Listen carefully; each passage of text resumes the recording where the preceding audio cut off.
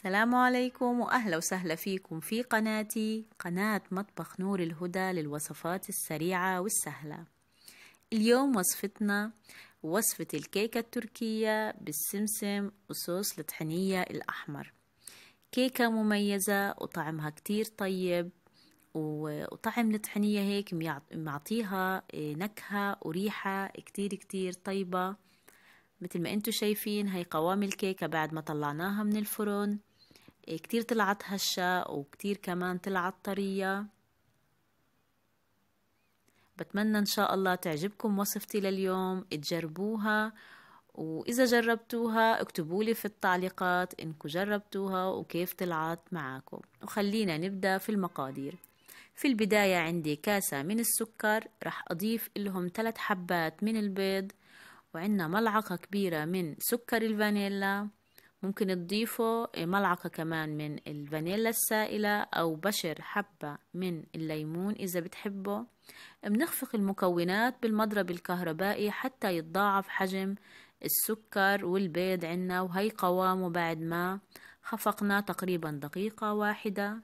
رح نبدأ بإضافة المكونات السائلة. عندي كاسة من الزيت النباتي بنخفقه مرة تانية. بعديها رح نضيف كاسة من الحليب السائل،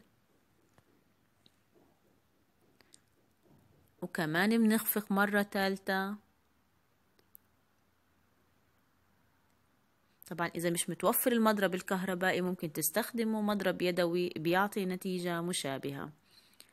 في عندي كاسة من صوص الطحينية، وهي الطحينية الحمراء اللي هي مستخرجة من السمسم المحمص. طبعا إذا مش متوفر ممكن تستخدموا الطحينية البيضاء، بس الصراحة الطحينية الحمراء بتعطي طعم ونكهة كتير مميزة لهاي الوصفة. رح نبدأ بإضافة الدقيق. طبعا في هاي المرحلة رح نستغني عن المضرب الكهربائي، رح نستخدم المضرب اليدوي. ضفنا كاستين من الدقيق، ورح نضيف لهم نصف ملعقة صغيرة من الملح،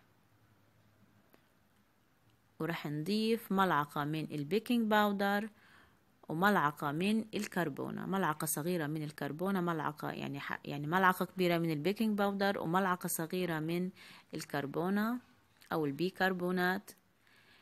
بنحرك المكونات بالطريقة اللي انتو شايفينها.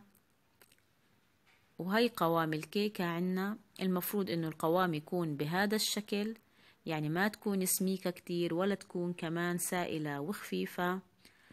رح نتركها على جنب، نغطيها ونتركها على جنب على الأقل 10 أو ربع ساعة، 10 دقائق أو ربع ساعة، وهذا أفضل قبل ما نحطها بالفرن. هلا في عنا البايركس أنا دهنته بالزبدة، طبعا لأنه الجو بارد عنا كتير الصراحة الزبدة عندي تجمدت فورا في طبق البايركس.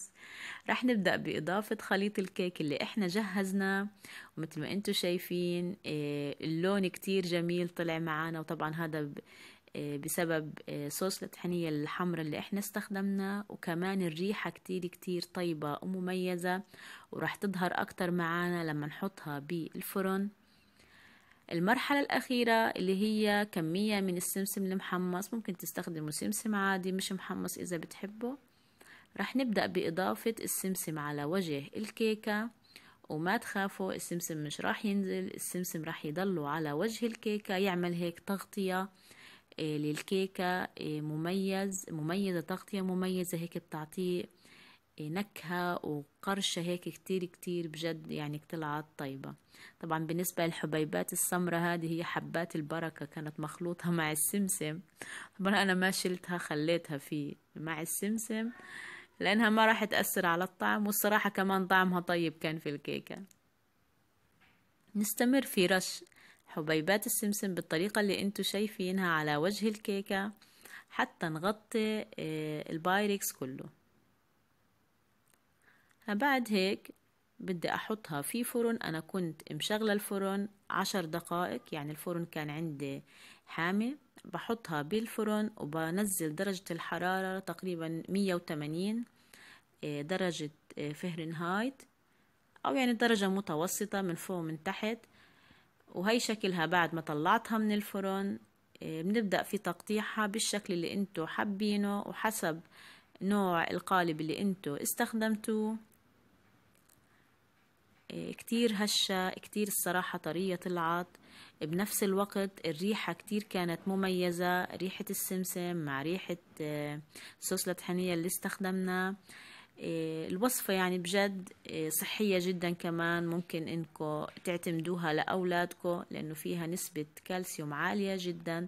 استخدمنا حليب فيها، وبنفس الوقت السمسم معروف انه في نسبة كالسيوم بتعادل الحليب وأكتر كمان. خلينا نشوف قطعة بعد ما قطعنا الكيكة عنا، وارتفاع الكيكة كيف صارت معانا. هي كمان قطعة عشان نشوف برضو تضاعف حجمها للكيكة، وبنفس الوقت قوامها متماسك، وكمان برضو طرية. بنستخدمها، ممكن انه نستخدمها او ناكلها الصبح مع الفطور مع كاسة الحليب. راح تعجبكم كتير كتير ان شاء الله. اذا كنتوا بتشوفوني لاول مرة ما تنسوا تشتركوا بالقناة بالضغط على الجرس، على الزر الاحمر وعلى الجرس اللي بجانب الزر الاحمر حتى يتصلكم مني كل جديد ان شاء الله، وكل وصفة بنزلها. اذا كنتوا من متابعية بتمنى كمان الوصفة تعجبكم، ما تنسوا تحطوا لي لايك وتعلقوا لي، ولأي وصفات انتوا حابينها كمان اكتبوا لي في التعليقات. وبحبكم ان شاء الله في الله، وتحية.